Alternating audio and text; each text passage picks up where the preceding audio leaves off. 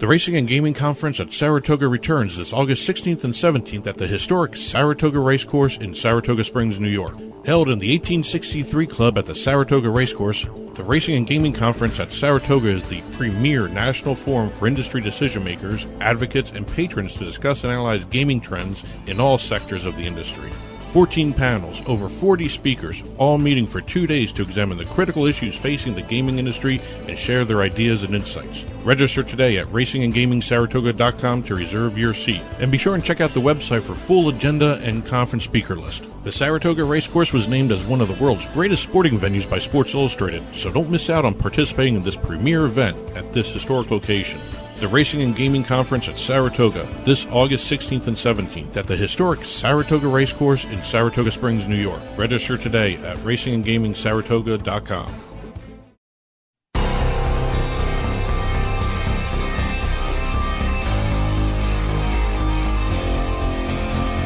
The Turnpike Sports Book Report.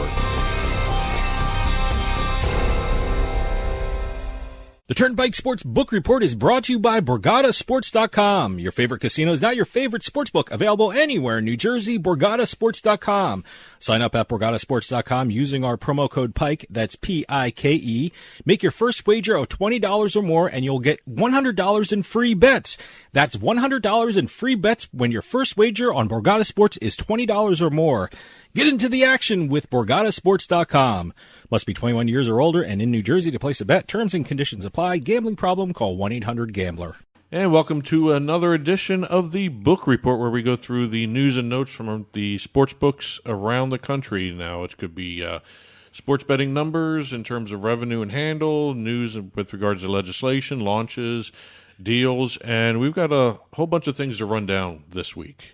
We got some state and national numbers to talk about. We've got a couple launches, especially one very interesting one in Washington, D.C. We've got legislation, Massachusetts, Arizona, Oregon, and even a bunch of deals. We have a deal that involves Tipico for the first time. Yeah, they're in New Jersey, but they're one of those sports books you don't hear a lot about. Well, they're a German sports book, so they just did a major deal. But before we get to some of the deals, let's hit some of the numbers. Okay. We had Nevada, Rhode Island, Colorado, and Tennessee for this week report their numbers. In terms of handle, 3 states went up, 1 state went down. Okay. We're going to hit, let's go to Nevada first. They had a June handle of $545 million. That's up 14% from May. Online handle of $314 million, which was up about 5.5%. Or 57.6% of the total handle. Okay. The interesting number about the percentage of the online handle is the fact that May was 62.4% in terms of the percentage of online handle to the total handle, and then 64.8 in April. So they're having slowly decreasing online handle numbers. Well, more and more people are going to the actual physical sports books. You know, it's certainly a summertime and vacation destination in Las Vegas. So, you know, they're having that go. That's affecting the numbers. Well, I think you also got to look at, I think McCarran International Airport reported a huge increase in the tourist numbers. Flight numbers coming in, passengers. Certainly, that's what's going on, and it's open, and people are going back into the casinos and sports books. I think they have a mask mandate now for people inside, so I guess you got to mask up again. So, but still, people are in there, and people are traveling from around the country. Usually, it's from places that don't have sports betting, and they're trying their hand at sports betting in the sports books. Yep. And also, this is the 18th time in the post-PASPA era that Nevada has cleared $500 million in monthly handle. Great. The most of any state. New Jersey is second with 14 times. Mm-hmm. Also, the 20th time Nevada cleared $25 million in revenue. They had a revenue in June of $29.2 million. So it's the 20th time they've cleared $25 million in revenue. Most of any state as well. Jersey's right there with them at 18. Okay. So it's always Nevada, New Jersey, 1, 2. Okay. Or whichever way you want to look at it, monthly, yearly, however. It's always those 2 states now. Rhode Island, the interesting thing here, the fiscal year numbers that they released as well as their June numbers, they had a total handle of fiscal year 2020 to 2021 of just under $353 million. That's up 76% from the previous fiscal year. That's COVID numbers. Sure. You're comparing Absolutely. It should be up. So. Online handle was up 270%. Okay. 184 million this fiscal year compared to fiscal year 2019-20, which was 49.8 million. You got to remember something about Rhode Island and also about New Hampshire. They're really the only states in New England that have sports betting. So, if people are in Massachusetts and they want to place a bet on something, they either have to go to Rhode Island or they have to go to New Hampshire. And, I don't think Maine is going to have sports betting anytime soon. Maine shelved it. Yeah, I don't think Vermont is even looking at it. You're going to have Connecticut coming up with sports betting. Well, so we'll talk about Connecticut in a little bit. It'd be very interesting to see the numbers with regard to Rhode Island as Connecticut goes online. And we'll see what happens in Massachusetts. Yeah. Let's see, Colorado. Colorado is becoming a famous destination for table tennis betting. Yes, if you like table tennis, you want to get to Colorado to place a bet on it. Is it still number 6? I know it was number 6 last month. The number 6 sport bet on. Well, it held on to that spot. Okay, all 6 right. is the 6th top sport. If you want to look at it, and depends on how you report these numbers, because if you're reporting categories, parlays were higher than table tennis. If the top 5 categories: basketball 74.8 million in handle, baseball 54.5. Here's where parlays come in. Parlays were 3rd with 33.9 million. I don't consider that a sport. So, no. It's the top 5: basketball, baseball. Then you have soccer and tennis, and then hockey was 6th as in terms of listings. But soccer, tennis, and hockey rounded up the top 5 sports. Okay. Hockey had 10.7 million. Table tennis was 6th with 8.678 million. Okay. They were 3.8% of the total handle of the June numbers for Colorado. Also, one of the more interesting things regarding Colorado, compared to the mixed markets out there between that have retail and online, they have the highest percentage of bets placed on mobile. I think it was 98.8% of the total handle was done mobile in Colorado. This is Colorado, huh? That's Colorado. Wow, boy. Very, very unique situation there, Yeah. and it's a lot of the hotels have started just reopening and everything. So I think you're going to see maybe a little bit of decline. I don't know if a total decline, but 98.8%, that's almost nearly 100%. That's almost like an online-only market. Well, look, I mean, there's nothing like betting online and in your home, laying down on your couch with either your tablet or your cell phone in your hand and watching a game and throwing a bet on it and not even getting up off the couch. Well, that's a great thing. Speaking of online-only markets, yes, Tennessee, they're averaging still around 170 million in handle every month. This is the first double-digit hold since launching last November. They had a hold of 10.49%. They hit that legislative hold number. Okay. First time since they did that in November of 2020. Yeah, by law, they're supposed to have, 10% hold? 10% or more. And when they don't hit that 10%, there's some kind of economic adjustment the books have to do with their numbers. I think they have like another period to actually get above the 10%, right. or they get a penalty. Well, this time they actually achieved it with 10.49%. Like I said, first double-digit hold since launching last November. Tennessee also became the 9th state with legalized sports betting to clear $1 billion in handle in the 2021 calendar year. So between January and June, they cleared $1 billion in handle. Wow, it's only 6 months. That's only half a year. But that's 9 states, though. Yeah. That's an incredible number to look at there. And so if there's any state debating whether to allow sports betting, you can see these numbers coming in, and sports betting does wonders for your state. One other little news and note here from Tennessee. Tennessee's average bet per citizen was $161.27. I mean, that's per person in the state of Tennessee. I mean, that's not assuming everybody bet. Well, that's not one bet though. That's the average of per citizen wagered in the month. Okay. All right. That's how it broke down.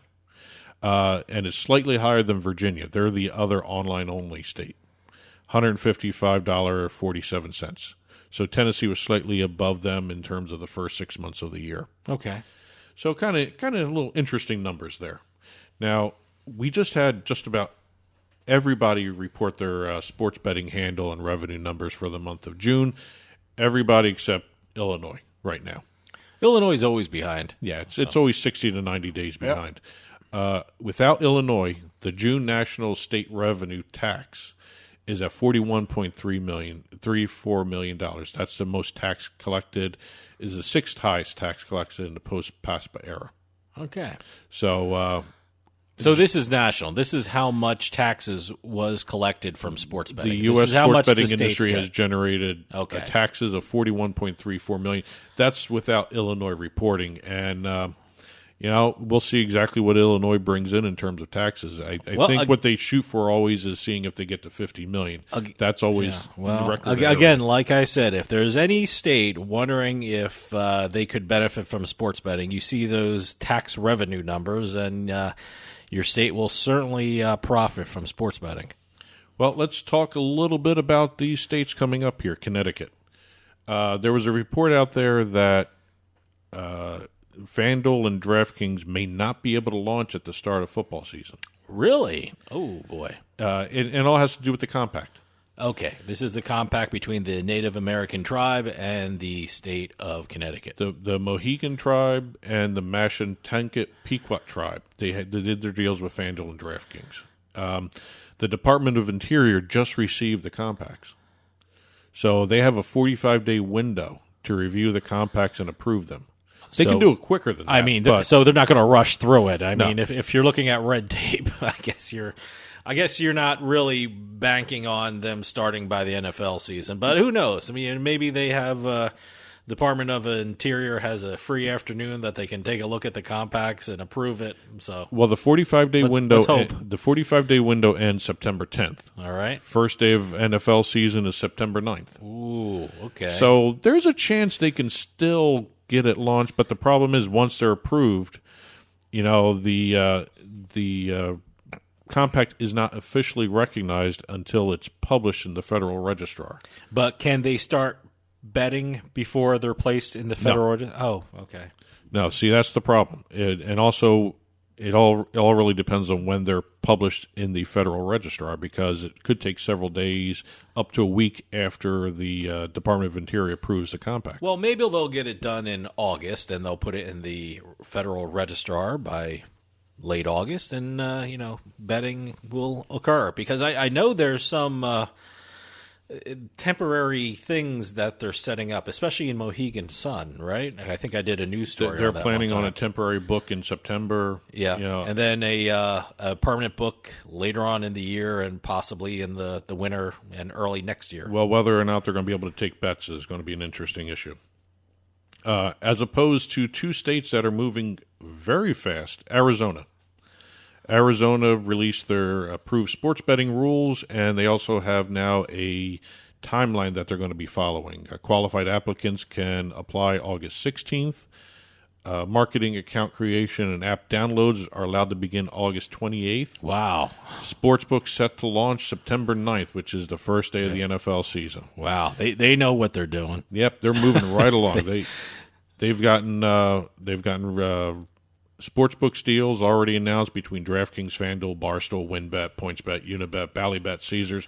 All have sportsbook deals in the state already. That's going to be a huge market. It's going to be a fun market to watch. Arizona is going to be a great sports betting market. And they also confirmed that daily fantasy operators can launch on August 28th. Wow, look at that. So they are going full bore. What a fall Arizona is going to have. That's going to be a fun state to watch, especially during the football season, to see exactly where they go with all this stuff.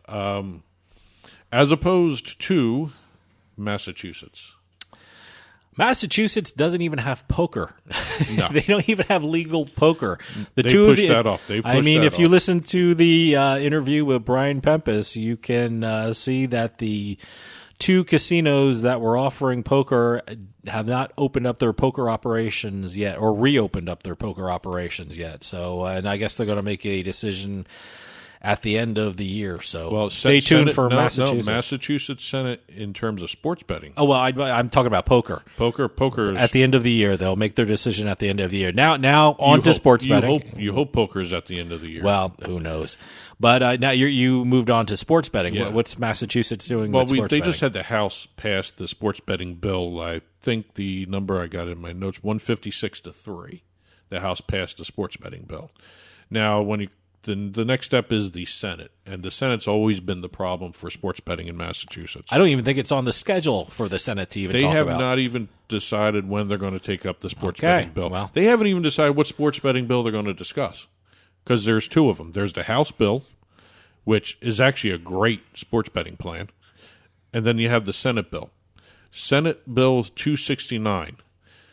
It's a very interesting bill because it does a lot of limiting. And that's what laws do. Yeah. It sets a cap to 6 online licenses as opposed to the untethered one in the House bill. And the other thing I noticed, which was really, really odd, they want to license the data firms. They want to require official data be used by the sports books, but the data firms have to be licensed by the state. That's the proposed Senate bill, but the one that passed in the House, they don't have that provision. No, they don't right? have that at all. Okay. And also the Senate bill restricts... House bill is very good. I like the House bill. The Senate bill prohibits college betting. That's weird. That's interesting. That's a total restriction. Kind of ridiculous. One other little news and notes legislation-wise, I guess this falls under legislation-wise, Oregon. As everyone knows, the Oregon sports betting industry is run by the Scoreboard app. Now, Oregon Lottery has been trying to decide whether to keep it or move on to a different platform, and it looks like they may have been in discussions with DraftKings about this for a while because DraftKings ended all their daily fantasy sports operations in Oregon. Because wasn't in Oregon they were saying there was a question whether fantasy sports was legal? There's a legality question wasn't there. That the whole thing in and Oregon? I think DraftKings is in such a position right now to get the sports betting market like they do in New Hampshire. Yeah. That they stopped DFS, Daily Fantasy Sports, in the state, and they're going to focus on working out a deal with the Oregon Lottery to control the sports betting industry there. Okay. All right. And FanDuel, never one to miss a beat, announced that they will continue with their fantasy sports. Okay. So, we'll see what happens. Fantasy sports people, if you can't get to DraftKings, you also have the option for FanDuel. That's for people in Oregon. Yep. Now, let's talk about Washington, D.C. This is very interesting. I like this. I actually am very curious to see how this is received by the general public in the district. I think it's great news in terms of the industry itself, but whether or not the residents of the district actually like it or not, we'll see what happens. The D.C. Lottery announced that 4 sports betting kiosks have been placed in bars and restaurants in the district. That's great. Four locations will have sports betting kiosks on the premises. Then they list them out. Ben's next door on U Street, Lou's City Bar on Irving Street Northwest, Dirty Water Sports Bar on H Street Northeast. By the way, Dirty Water is a really cool sports bar. If you ever get a chance in D.C. to get to Dirty Water Sports Bar, one of the best bars you can ever go to. Is it a Boston-based kind of, is it a Boston fan bar kind of thing? Because Dirty Water, that's a big song up in Boston. Love that Dirty Water. It's not really... No, it's not really Boston-based. But well, I'm not Boston-based. I mean like a Boston fan bar. No, not really. No, not really. Okay. And Tacoma Station Tavern on 4th Street Northwest. Now, these machines, these are kiosks only. There's no live person there. They actually kick out a ticket, like a lottery ticket, when you place your bets. Now, where can you redeem these things at? Well, first things first. Okay. You can't use a credit card. No, it's cash only. Cash only. All right. 18 years or older. Wow, that's great. Can place a bet on nearly any sporting event, including the Olympics, which are going on now. All right. Winning tickets can be cashed up to $600 anonymously at the locations. Okay, all right. Anything above that, you got to have an ID and go to the lottery headquarters to collect the winnings. Okay.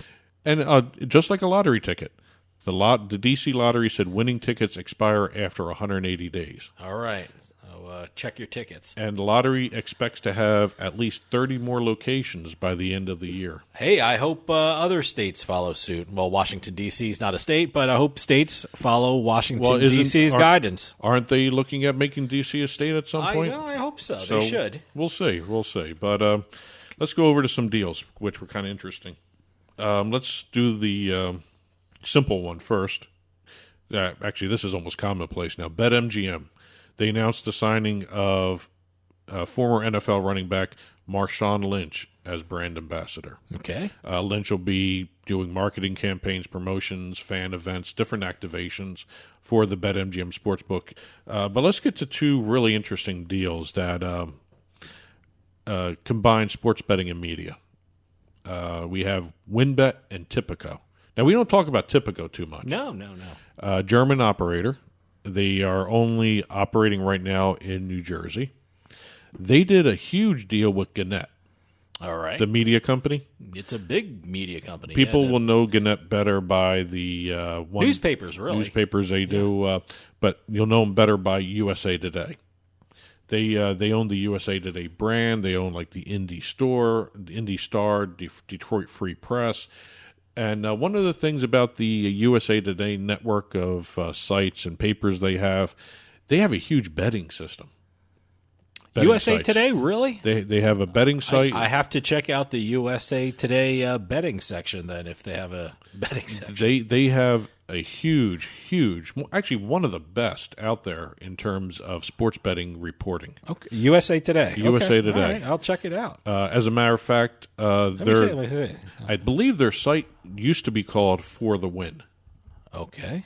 Their sports betting sections, because now it's not going to be that anymore. It's right. going to be rebranded as Bet for the Win, powered by Tipico Sportsbook. So the fact that this is a wide-ranging media deal, it's going to be a 5-year deal. Tipico will spend $90 million with Gannett in terms of advertising and affiliate fees. Wow. So it's going to be basically plateau numbers. You hit so many customers coming back, they're going to be spending up to $90 million on the deal for 5 years. Also, Gannett will also have the right to acquire a minority interest in Tipico's U.S. business. That's a interesting little maneuver, and I think we saw that in a couple other deals where, in exchange for hitting certain plateaus and over the course of the deals, they get majority or not majority, but ownership interest in the U.S. operations. By the way, I'm on the USA Today site For the Win. Very good section. I got to check this out. It will no longer be called For the Win. Oh, it's not? Okay, not For the Win. It's going to be rebranded. Like I said, it's going to be rebranded Bet for the Win, powered by Tipico Sportsbook. Okay. You're going to see Tipico content all across the USA Today network of sports and betting sites beginning at the NFL season. So this deal is starting right away. This is a quick form deal. It's probably been in the works for a month or two, maybe even longer than that, because these deals are not easy to structure.